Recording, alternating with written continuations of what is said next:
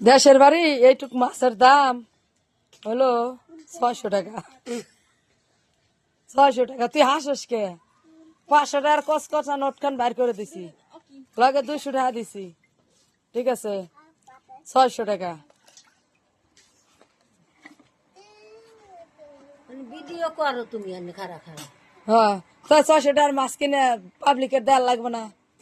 যে কামাই করি হলো 10,000 টাকা, মাছ একটা খাইতে গেলে লাগে হলো 600 টাকা 700 টাকা।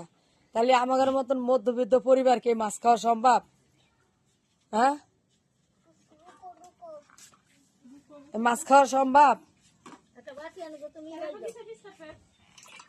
ক লাইট চুরি করছিস তুই আমার, চোরের কিছু কই।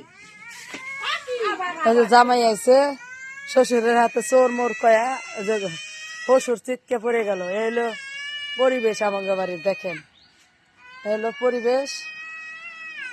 আর এই যে হলো 600 টাকার মাছ। আসলে আমার ভয়েস আজকে ভালো হবে না, আমার গলা ঠান্ডা লেগে গলা বসে গেছে। ওই দেখেন জামাই শ্বশুরের পারাপারি,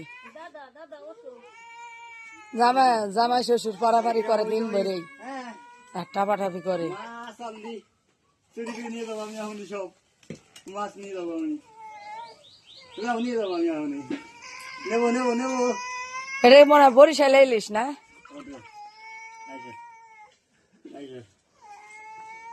আমাদের কপালে দেখেন সারা বছরেও একটা মাছ জোটে না। মাছটা এক হতে শেষ, 600 টাকা দাম।